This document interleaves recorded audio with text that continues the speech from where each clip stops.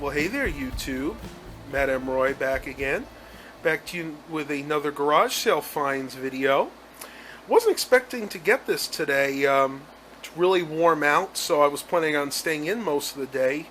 However, my dad took his truck to a local dealership to get inspected, and it was going to take about 2 hours, which is about an hour longer than he wanted to wait. So he asked me to pick him up, and as I was coming back home, I noticed that in my neighborhood there was a garage sale. So I stopped, and this is what I picked up from the lady. Now, she stated that these were her mother's, and she didn't know anything about them. She didn't know if they worked, but she gave me the whole lot for $10. And I'm going to go over what I got really quick, and then if the computers warrant it, they'll get their separate videos. So without further ado, let's get started. The first one here, they're both, of course, custom builds. The first one here is kind of interesting. You can see up here we have a cover which houses the dual-layer DVD burner. This one down here is totally empty. Got a good old floppy drive in here, so somebody was old school pimping. Got two USB, probably 2.0 ports, headphone or microphone headphone port. We have two more USB 2.0 ports, and then we have this. I have absolutely no idea what this is supposed to be. Looking at this, it looks like it was originally some kind of memory card reader, but look at what it is inside. There's what appears to be some type of USB 2.0 connector, and I think way in the back there is some kind of power connector. If any of you guys know what that is, please let me know. And you see it says power and access. It almost looks to me like some type of external, internal hard drive adapter. But again, I have no idea what the heck that could be. Turning to the side here, the case is in decent shape. It's got some scuffs and scratches on it. In the back here we have your standard PS2 keyboard mouse. We have a serial port, parallel port, VGA video. 4 more USB 2.0 ports, I'm assuming, 10100 Ethernet, and your various audio ports. Now coming down here, if you notice, it has a built-in wireless card, but the problem is the antenna's missing. And then we have another 4 USB ports. I'm assuming, again, 2.0, so the system's pretty beefy. Now, I'll show you the bad thing, and I believe it's this system. I'm not 100% sure.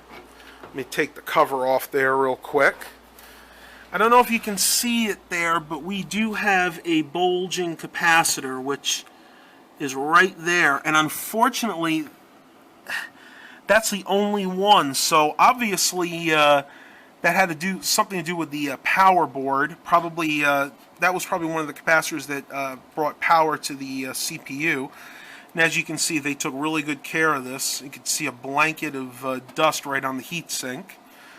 It has some kind of ID hard drive. No idea what kind. RAM is in there, but I'm not going to pull that out in this video. And the power supply is a Power brand. I have no idea what the heck that symbol means. And model PS400W, so I assume it's a 400 watt power supply. So unfortunately, it looks like this one's just going to be for parts. Moving right along here. Go ahead and talk about that in a minute. This one, I believe, does have a good motherboard from what I could see looking through the ventilation.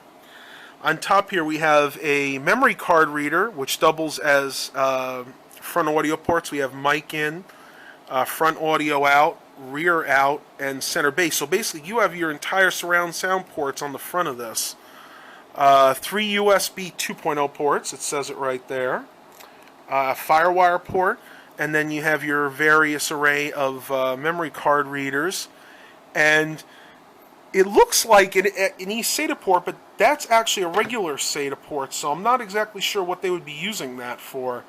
You'd have to have some kind of external power supply to hook up a regular SATA drive to that. A dual-layer DVD burner here. Underneath this, we just have a blank where you can put a floppy drive. You have your power button and reset button here. Then under this flap you have your two USB 2.0 ports and another array of audio ports, in this case just a headphone and microphone. Pardon me guys, I'm at the tail end of this cold, but it's still lingering a little bit. Very, very basic in the back here. You have your PS2 keyboard and mouse, VGA, 4 USB 2.0 ports, I believe, Ethernet, and then just your audio ports. And this one actually has an old school modem in it as well. Taking the side cover off here, you can see we do have an Intel board again in this. Now this time there's a SATA hard drive. I'm going to try to see what size. It's a 250 gigabyte. I don't know if the camera will pick that up or not. And we also do have a SATA optical drive as well. So this is obviously the newer of the two systems. And the capacitors all look good in this. So this one might actually be salvageable. And I think I'll just go ahead and pull this RAM stick out and see what it is. I'm guessing probably a 1 gig. Oh wow. That appears that it's actually a 4 gig stick, so this might be a nice little system. I think I'm going to actually rebuild this. Hey, if nobody wants it, I could always turn this into a Linux box. Been wanting to play with the new version of Ubuntu and Linux Mint. Go ahead and do that later. The power supply on this looks like it's the same brand as the other one, just says power. And this one is also 400 watts, so these both have the exact same power supplies. Interesting. And last but not least, she threw in, for pretty much nothing, this LG Flattron monitor. If we go into the back here, you can see this is model L, and if it'll focus, L1752T Q, made in February of 2006. This one does have the VGA and DVI ports in it, so that'll be kind of interesting. I might hold on to this for a test bench monitor. I may also have a friend that wants this though, so I'm not really sure what I'm going to do with that yet.